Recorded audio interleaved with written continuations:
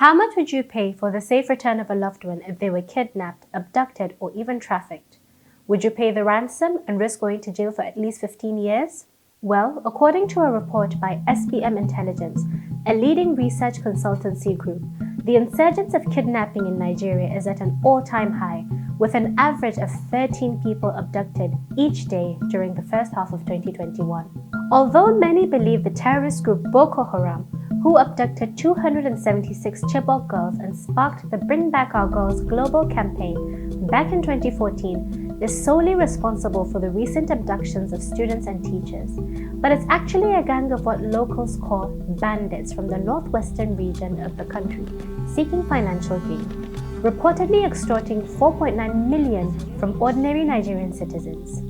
In an effort to end the escalating abductions, a new bill was introduced to make it illegal to pay the ransom to these perpetrators, shutting down schools and ramping up security patrols.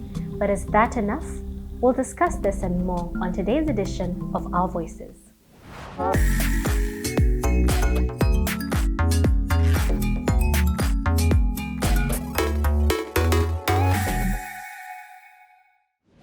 Hello, I'm Aliyu, and this is Our Voices. On today's program, we'll take a closer look at the kidnapping crisis and how mass abduction for monetary gain is a thriving business in Africa. We'll also examine how governments like Nigeria are responding to these ransom demands. Let's begin with the amendment of the 2011 Terrorism Prevention Act that has recently come under fire. Nigerian lawmakers in July 2021 voted on a bill criminalizing ransom payments after reports that payoffs were made to resolve a series of mass kidnappings. However, the bill was dismissed. It would have imposed up to a 15-year prison sentence. It was also criticized by the families of kidnapping victims. Timothy Obiezu reports from Kaduna, Nigeria. Paul Michelia and his wife woke up one morning in March to the frightening news that their son had been kidnapped from a forestry college in Kaduna State. Yahaya Michelia was taken along with 38 others and marched through the bush for 21 days with few stops. If you get tired, they just kill you and continue moving. You can't just say you're tired. They waste anyhow. So no matter how tired you are, you just have to keep moving. He was eventually released in early May. Also freed were Friday Sani's two girls, Victory and Rejoice Sani, who were among the kidnapped students.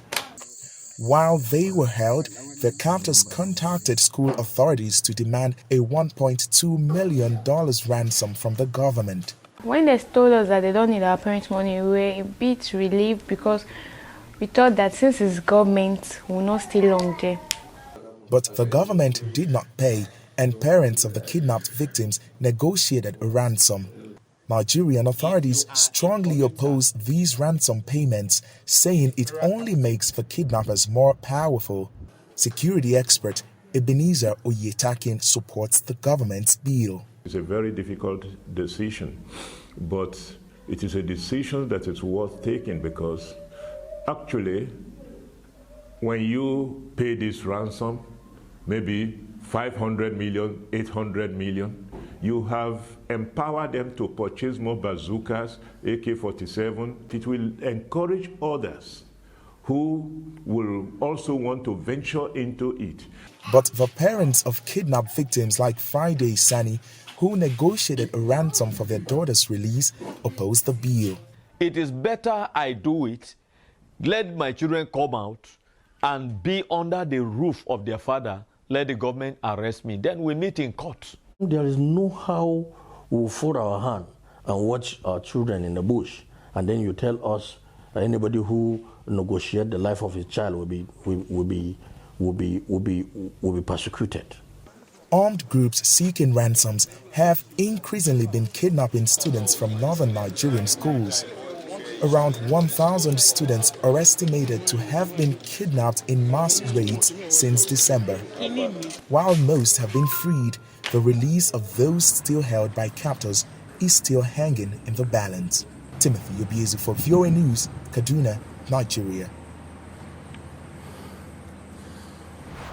So we visited the streets in Nigeria to see what people are saying about the controversy surrounding criminalizing the people who are paying kidnappers in our Your Voice segment.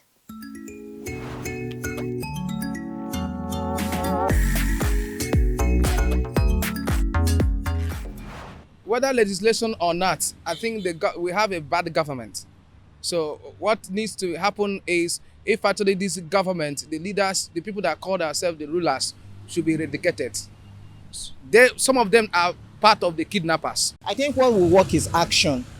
When the government starts taking action, when I mean action, I mean start taking this thing seriously, going into wherever it is these bandits are working, actually do something about it, not just about passing one law or legislation or something about. I don't think that will work. We need action. We need good action. The legislative have not worked. I think the government should do more to protect our children in school, especially children in the northern part of Nigeria. You cannot just walk into any school in the south here and say you want to go and carry children. And it's not done. So, and I noticed also that most of these schools in the north, their environment is so, there's no fence, nothing. They should start by taxing all the schools. The schools should put fence. There should be fence in all schools, all boarding house, or even day school. Any school must have fence. One. And the government should also create a safe haven for students in school by making sure there are security officers, police officers, or whatever in all the schools. Legislations against this kidnapping of women and girls, it's not going to stop, because there is the level of literacy is very low, and there's also easy access to drugs. And because if you are literate, you understand that the sanctity of human lives, you appreciate it. But if you don't, nothing happens. And then if you are under the influence of drugs, anything goes. You damn the consequence.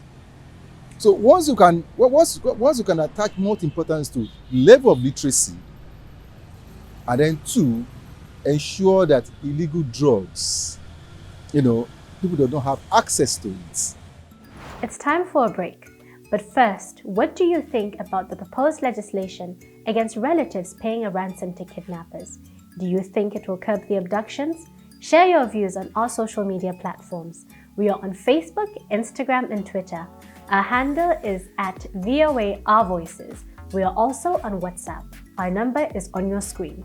When we return, we'll take a closer look at how the fear of bandits is causing low school attendance records in Nigeria's Kaduna state. We'll be right back.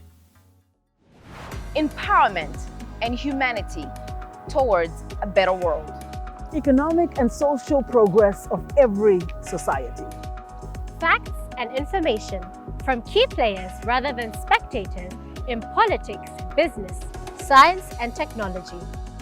City, rural, educated or underprivileged. We care and we listen to what matters to you.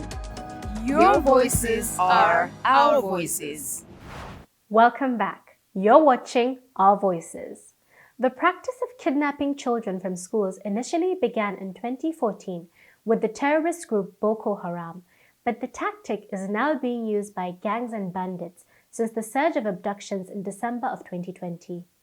Nearly a year later, Nigerian authorities are slowly reopening schools in northern Kaduna state after being shut down for nearly 2 months due to insecurity. The region has suffered a string of armed kidnappings at schools, and the United Nations Children's Fund says about 1 million Nigerian children are afraid to return to school. Timothy Obiezu has more. Naomi Ibrahim opened the school in Kaduna 7 years ago after an attack by Boko Haram militants forced her to flee her hometown in Nigeria's Borno state. Her goal is to help children affected by conflict to access basic education. But she says waves of violence and mass kidnappings are threatening her work and keeping students away. Some from Borno, some from Adamawa, some are from Gombe and other places like that. We are just praying. It is God that is keeping us safe. Kaduna is one of the states hardest hit by mass school kidnappings that began in northern Nigeria late last year. Since December, the government reports more than 1,000 school children have been seized from schools in the region. The kidnappings are usually carried out by criminal gangs demanding ransom from the victims' families. To stop the problem, Kaduna state authorities closed schools in July but reopened them, saying the situation had improved. Community leader Mohammed agrees. It's an upgrade, really, in the issue of security attention from the government. Why? Because the governor himself has made a very good clarion call from all the security apparatus. And they have all gathered here in Kaduna. They have gone into the forest to see where their stations are. But Aishatu Musa says the fear that bandits could kidnap her children from school has not gone away. I'm scared about what's happening now. That's why I don't want them to go to school yet.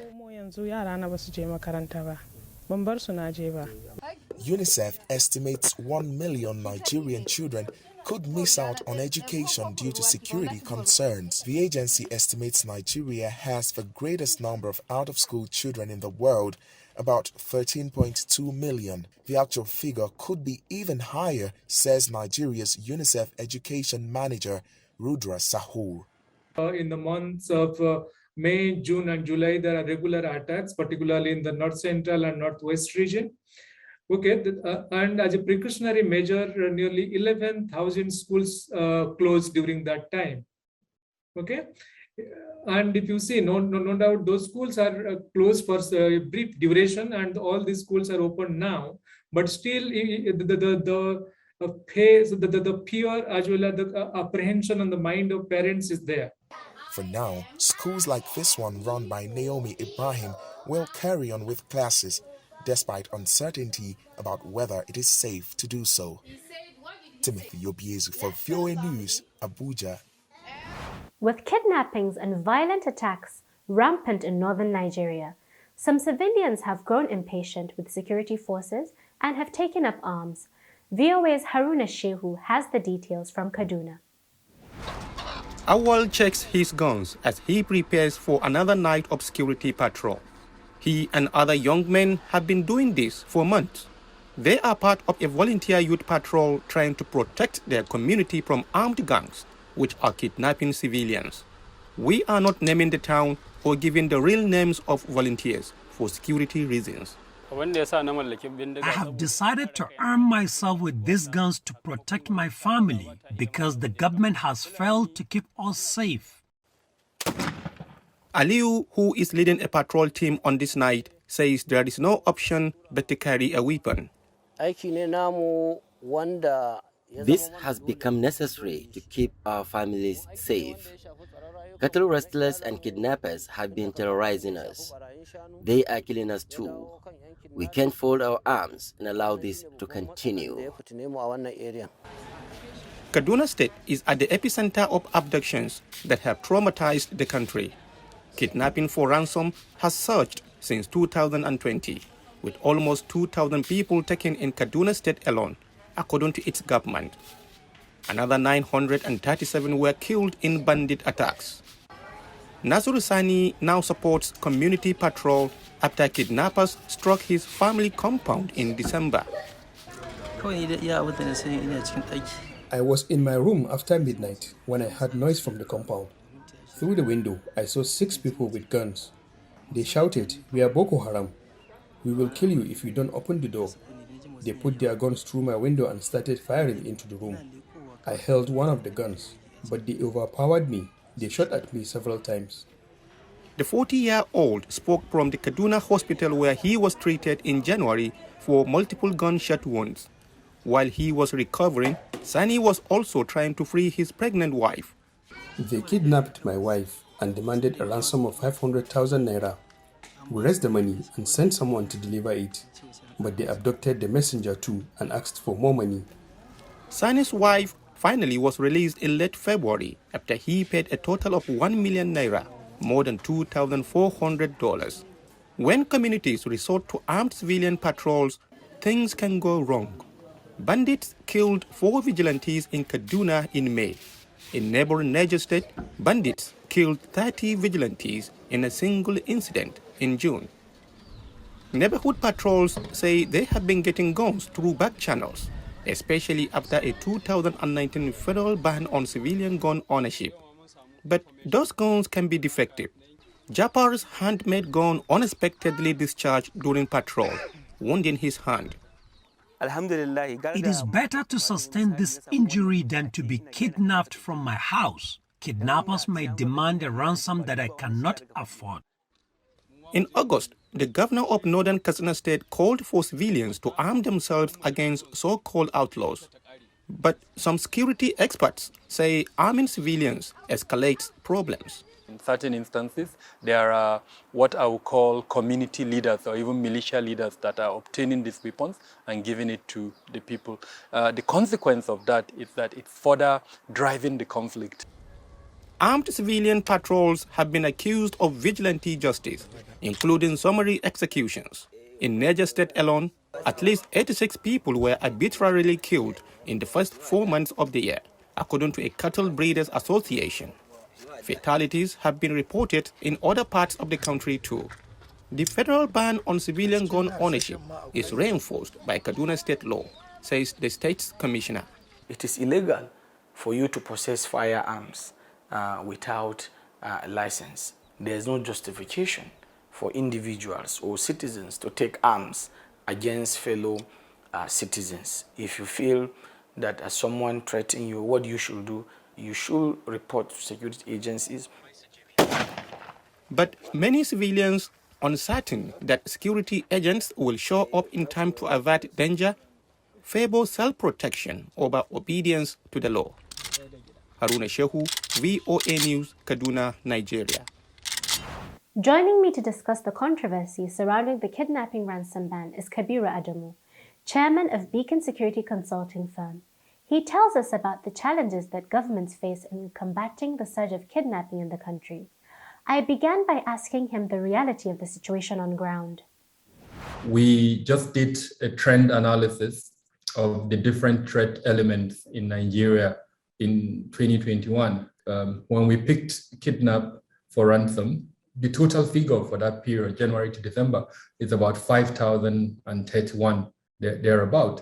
And it represents an almost 1,000% increase for the figure year to year, 2020 to 2021.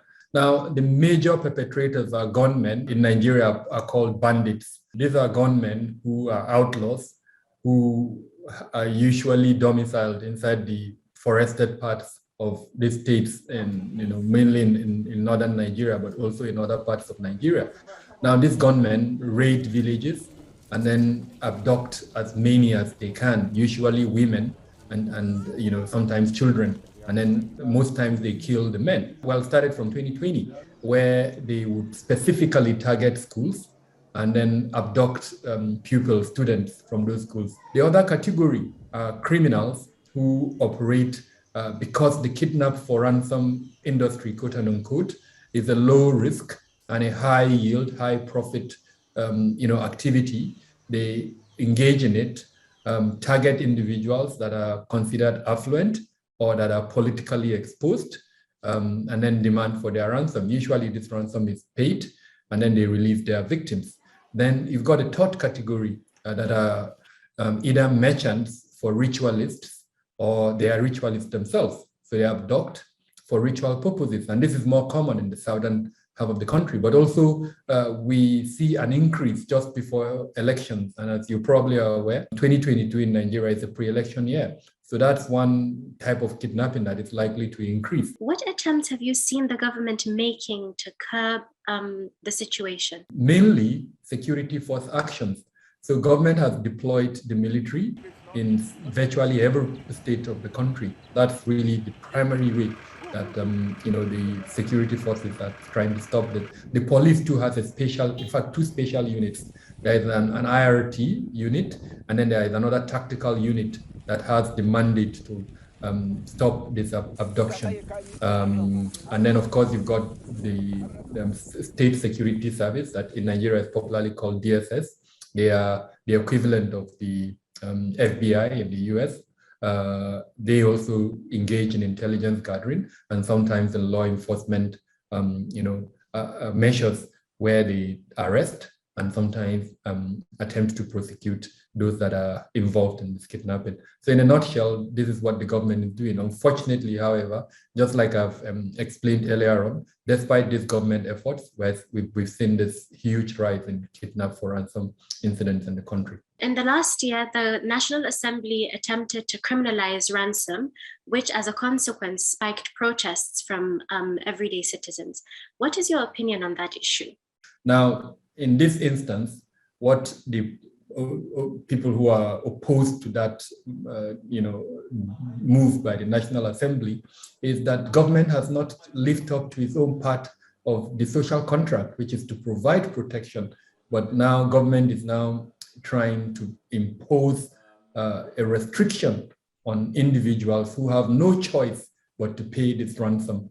The argument is that perhaps government should make certain aspects of this social contract justiciable in such a way that where government fails to provide protection, then the average Nigerian can sue government. But on the side of the government, they are of the view that to incentivize abduction, then they need to take away that ransom element. If the abductors know that they are not going to receive any ransom, then they are probably not going to go into it. I mean, one of the most ridiculous cases I monitored last week is an elderly man in Katsina State who had to remove the roofing in his house to sell that roofing to pay for the ransom for his son that was abducted. That is the extent some family members go to. In Tegina, in Niger State, when pupils in an Islamic school were abducted, the family members, women, had to sell their gold, their jewelry, and little things like that they hold there to gather the money together and pay the ransom.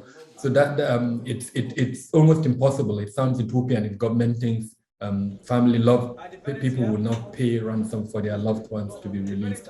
So I think that's the argument. I am of the view that government should enhance its capacity and capability for the protection as contained in the social contract. Section 14, subsection 2 of the Nigerian Constitution makes that provision of security and protection as the primary responsibility of government. So where government shakes on that responsibility, it is unfair, I think, in my opinion, to shift that burden, as it were, to the victim and say, don't pay ransom. It's time for another break. When we come back, we'll examine the toll that the kidnapping epidemic has on a family when we introduce you to the mother of a girl abducted by Boko Haram, who is still pleading with the government to assist in her daughter's release, nearly 4 years after her abduction. That's coming up in our Women to Watch segment.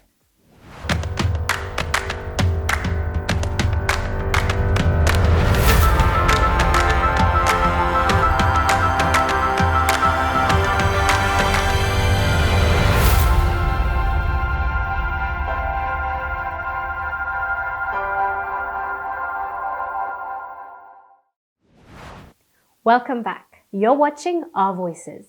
It's time for our Women to Watch segment with Seminish Yekoyi. Seminish?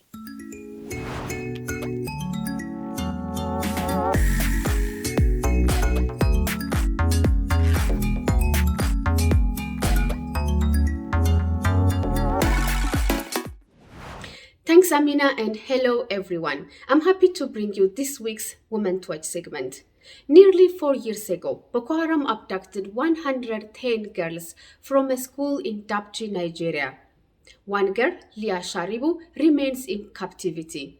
Her mother, Rebecca Sharibu, along with her father, remain hopeful that she will be freed, but say the government is doing nothing for her release. Percy Dibang reports from Yole, Nigeria.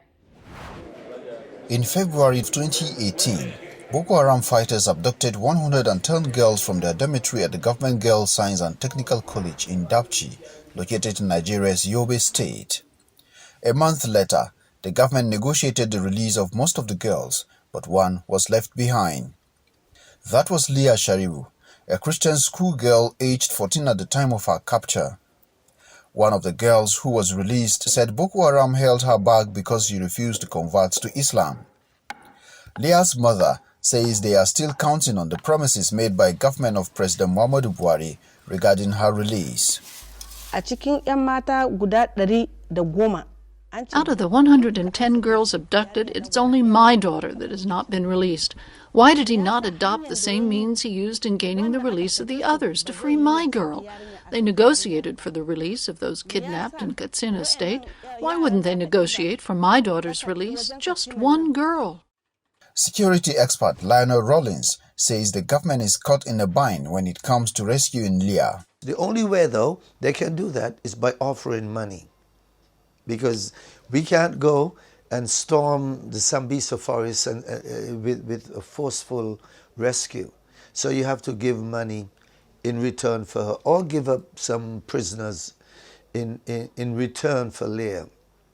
The problem with that, though, is if Leah is released and the government paid for her release, all the parents who have children who were kidnapped by Boko Haram, who are also held in the Sambisa, they would ask, well, what about me? There were reports in 2019 that Leah was delivered of a baby boy in captivity, but her father says that is not true.